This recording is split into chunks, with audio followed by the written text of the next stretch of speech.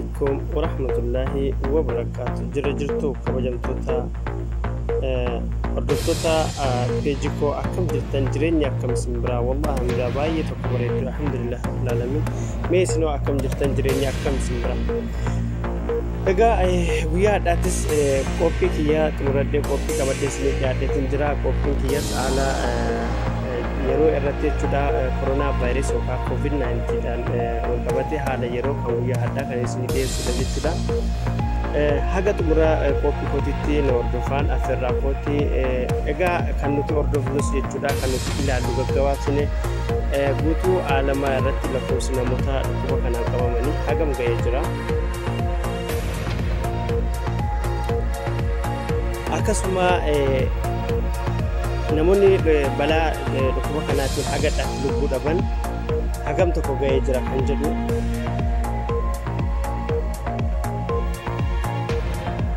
Akkasuma immoo namoonni dhukkuba kanarraa dandamatanii fayyanii maatii isaaniitti makaman hagam tokko kan jedhu itti aansee biyya kam keessatti immoo akkasuma itti cimee jira akkasuma biyya kamirraa fooyya qaba kan biyyoota Awurooppaa, Eeshiyaa, kan biyyoota Arabaa akkasuma immoo kan biyya keenyaa fi ollaa biyyoota keenyaa jechuudha.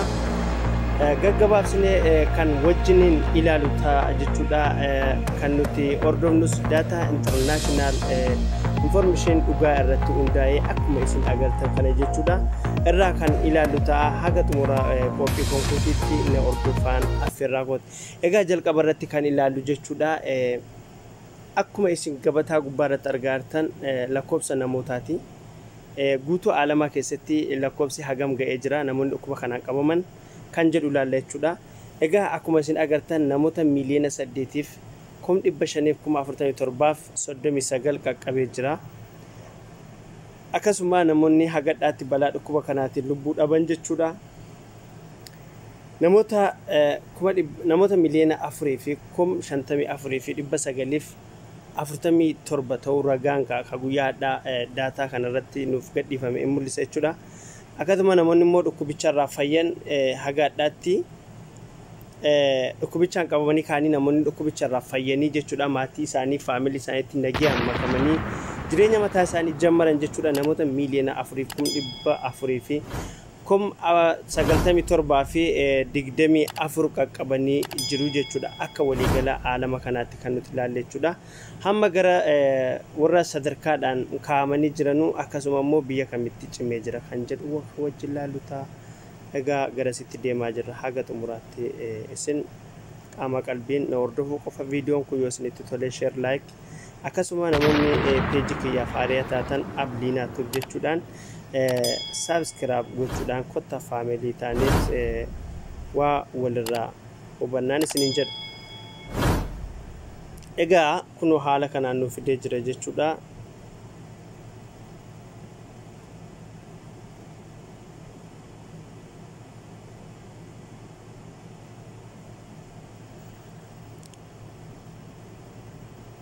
Okay. Akkuma isin agartan jechuudha USA Amerikaan sadarkaa tokkoffaa irratti argamti guyyaa hadhaa jechuudha. Lakkoofsa olaanaa galmeessitee oolte dhukkuba kanaan jechuudha namoota 21,928 guyyaa hadhaa dhukkubichaan biyya Ameerikaatti galmaanii oolanii jiru. Akkasuma namoonni guyyaa hadhaa du'aan boqotan namoota 572 yoo ta'an akka waliigalaatti kan du'an haga tokkoof 20,513 qaqqabee jira. Akkasuma namoonni immoo fayyanii jechuudha biyya Ameerikaa keessatti dhukkubichaan qabamanii kaanii fayyanii maatii isaaniitti makaman namoota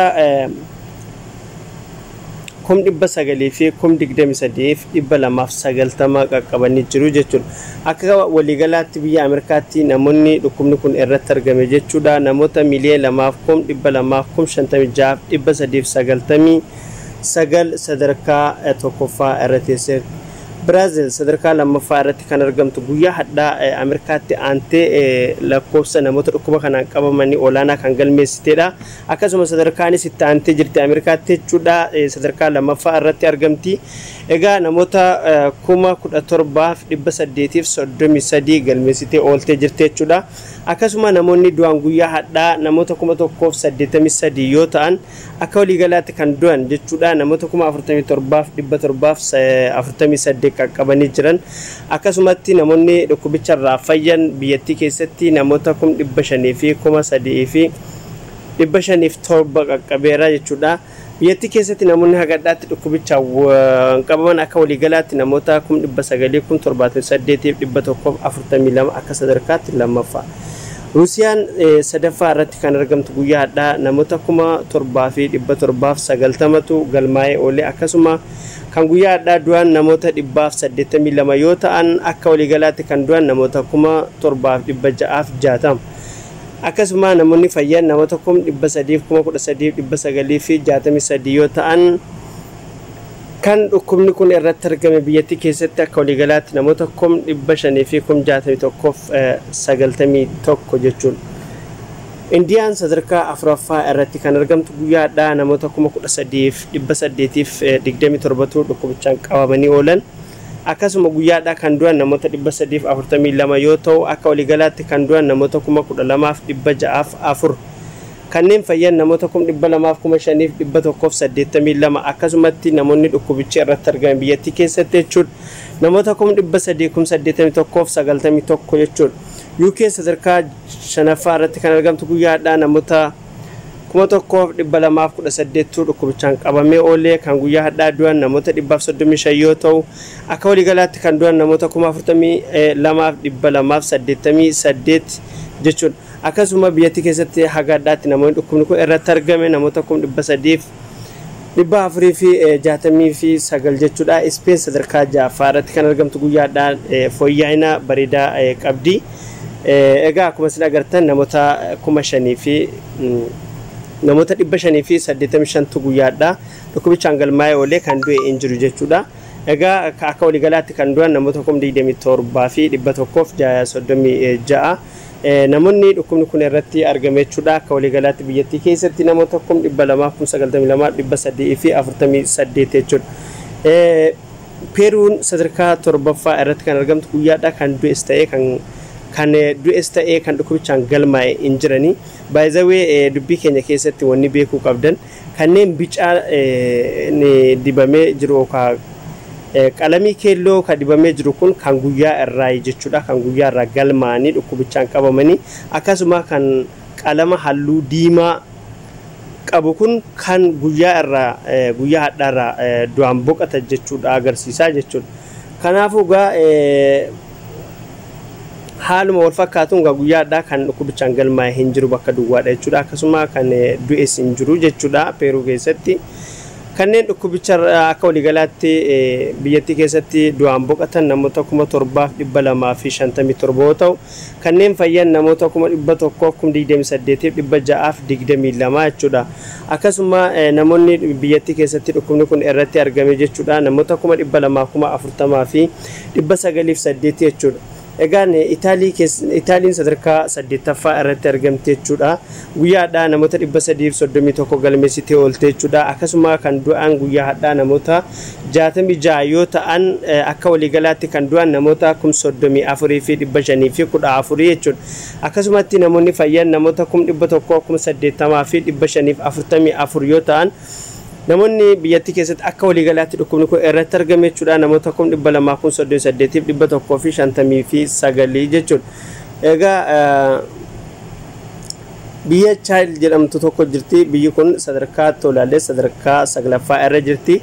Guyyaa hadhaa biyyi kun biyya haaraadha. Sadarkaa 10ffaa keessatti guyyuma hadhaatiin argee akkuma agartan guyyaa hadhaa namoota 4,475tu galmaa'ee oolee dhukkubichaan jechuudha. Akkasuma kan du'an guyyaa hadhaa biyyattii keessatti namoota 226 yoo ta'an akka waliigalaatti biyyattii keessatti kan du'e haga dhaatti namoota 3,841 jechuudha. Akkasuma kanneen fayyan namoota 186,441 yoo ta'an biyyattii keessatti dhukkubni kun namoonni inni irratti argame jechuudha. Namoota 200,225,103 jechuudha. Iraan sadarkaa kurnaffaa irratti kan argamtu guyyaadhaa namoota 2,596 dhukkubichaan qabame oole. Guyyaadhaa kan du'an namoota 87 yoo ta'an akka waliigalaatti kan du'an namoota 9,272 akkasuma kanneen fayyan jechuudha namoota 156,991 akka waliigalaatti biyyattii keessatti jechuudha. Dhukkubni kun namoonni inni irratti argaman namoota 197,647 jechuudha. Sadarkaa tokko haga 10 warra ta'anii jiranii jechuudha. Kunneen Jarmaan sadarkaa 11ffaa irratti kan argamtu guyyaadhaa nama 546 dhukkubichaan qabame oole. Kan du'an guyyaadhaa nama 17 yoo ta'an akka waliigalaatti biyya Jarmaatti namoonni du'an namoota 8,944 kanneen fayyan namoota 1,174,100 akka waliigalaatti biyyattii keessatti dhukkubni kun namoonni inni irratti argame namoota 1,190 fi namoota 50 irratti argamee jira jechuudha. Egaa akkuma agartan Turkiin sadarkaa 7ffaa irra kan turte kunoo guyyaadhaa sadarkaa 12ffaa irra teesseerti. Biyya Turkiitti maashaallah tabarakallah baay'ee tokko fooyya'ina jira jechuudha. Egaa guyyaadhaa namoota 1,340 dhukkubichaan galmaa'ee oole. Akkasuma namoota 21 du'aan boqotee oole. Akka waliigalaatti biyyattii keessatti namoonni hagadhaatti lubbuu dhaban namoota 4,882 yoo ta'u kanneen fayyan 1,156,22 akkasuma namoonni immoo dhukkubicha irratti argame jechuudha. Namoota 1,184,31 sadarkaa 12ffaa irratti argamte jechuudha. Suud Arabiyaatti darbina kan biyya Arabaa kanan isin dhiyeessa gaggabaabsee guyyaadhaa. Egaa Suud Arabiyaan akka sadarkaatti 16ffaa irra jirti. Guyyaadhaa namoonni lakkoofsa dhukkuba kanaan qabaman namoota 4,757 yoo ta'an guyyaadhaa kan lubbuu dhaban biyya Saudi Arabiyaa keessatti namoota 48 akkasuma akka waliigalaatti kan du'an hagadhaatti namoota 1,139 qaqqabee jira. Kanneen fayyan namoota 93,915 yoo ta'u akka waliigalaatti biyyattii keessatti hagadhaatti namoonni dhukkubni kun irratti argame namoota 1,145,991 jechuudha. Itti aansinee Qatar sadarkaa yoo ilaalle 19ffaa irra jirti. Guyyaadhaa namoota 1,167 dhukkuba kanaan galmaa'ee oole. Biyya Qataritti kan du'an guyyaadhaa nama 4 yoo ta'an akka waliigalaatti namoota 86 qaqqabanii jiran. Namoonni fayyan namoota 63,642 kanneen akka waliigalaatti dhukkubni irratti argame namoota 84,441 jechuudha. Egaa itti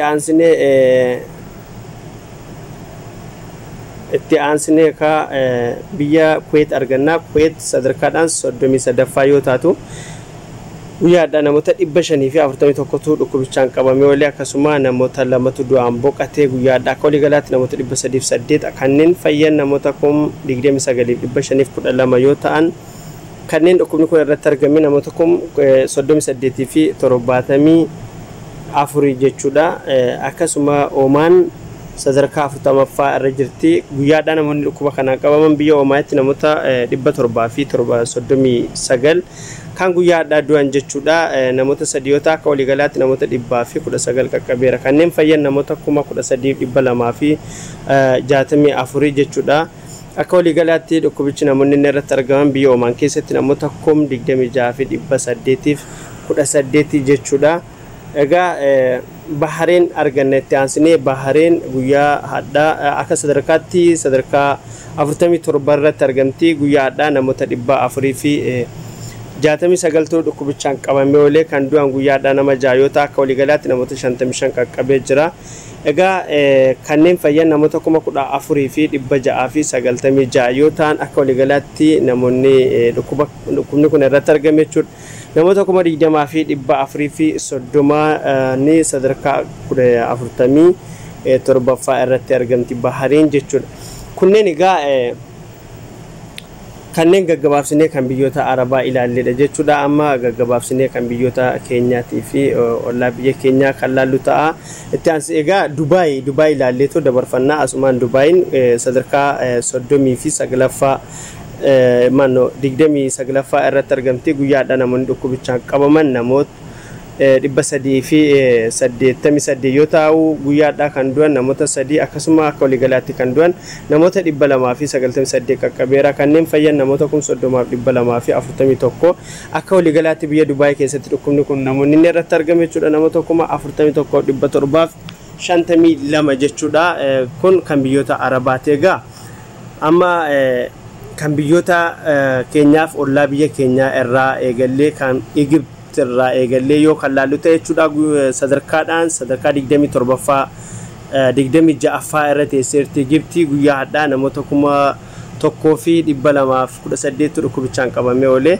Guyyaa hadhaa biyya Egyptitti namoonni balaa dhukkuba kanaatiin lubbuu dhaban namoota 88 yoo ta'u akka waliigalaatti kan du'an namoota 1,938 qaqqabee jira jechuudha.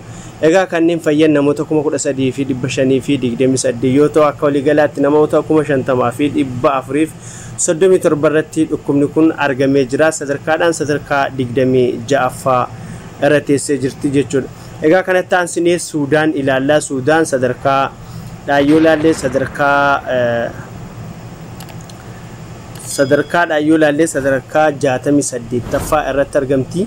Sadarkaa 68 irratti argamte jechuudha. Guyyaadha kan du'es kan dhukkuba kanaan qabames ta'ee kan du'e hin mul'atu. Akka waliigalaatti kan du'an jechuudha biyya Suudaan keessatti namoota 487 yoo ta'an kanneen fayyan namoota 2,966.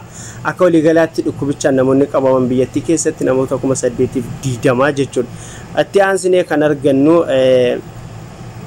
Keeniyaadha. Keeniyaan sadarkaa 81 irra dhuftee jirti jechuudha.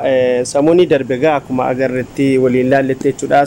Sadarkaa 88 irra turte amma kunoo gadi siqtee jirti. Biyya sana keessatti haalaan dabaluu agarsiisa jechuudha. Guyyaadhaa namoonni qabaman dhukkubichaan namoota 213 yoo ta'u guyyaadhaa kan du'an biyya Keeniyaa keessatti namoota 10 akka waliigalaatti kan du'an namoota 117 qaqqabeera. Kanneen fayyan namoota 1,459 jechuudha. Akkasuma biyyattii keessatti namoonni dhukkubni kun irratti argame akka waliigalaatti namoota 4,257 sadarkaa 81ffaa irratti argamti. Biyyi keenya Itoophiyaan akkuma agartan sadarkaa 86 irra jirti. Guyyaadhaa namoota 195tu qabamee oole jechuudha. Lakkoofsa olaanaa guyyaadhaa galmeessiteerti. Kan du'an guyyaadhaa nama 2 yoo ta'u akka waliigalaatti kan du'an namoota 65 qaqqabeera. Akka waliigalaatti kanneen fayyan biyya keenya keessatti jechuudha. Balaa dhukkuba kanaa ittiin dhukkubichaan qabamanii namoonni fayyanii rabbi laaffisee fi dandamatanii maatii isaaniitti makaman namoota 934 qaqqabee jira jechuudha. Akkasuma namoonni hagaadhaatti dhukkubichi irratti argame jechuudha. Biyya keenyatti namoota 3,954 jechuudha. Egaa sirriitti du'aa barbaachisaa haalaan ol deemaara. Egaa dhugaa dubbachuu ta'e torbee darbe keessa kan laalle biyyi keenya sadarkaadhaan sadarkaa 103 irra turte. Kunoo guyyaadhaa sadarkaa 86 jechuudha. Kana jechuun immoo lakkoofsi namoota dhukkuba kanaan qabamaa jiranii hedduu haalaan dabaluu isaa agarsiisa jechuudha. Soomaaliyaan akkuma agartan sadarkaa 92ffaa irra jirti. Guyyaadhaa namoota 23tu qabamee oole. Kan dhukkubachaan guyyaadhaa lubbuu dhabeen jiru akka waliigalaatti kan du'an namoota 88 jechuudha. Kanneen fayyan namoota 724. Akkasuma biyyattii keessatti namoonni dhukkubni kun irratti argame namoota 2,719 jechuudha.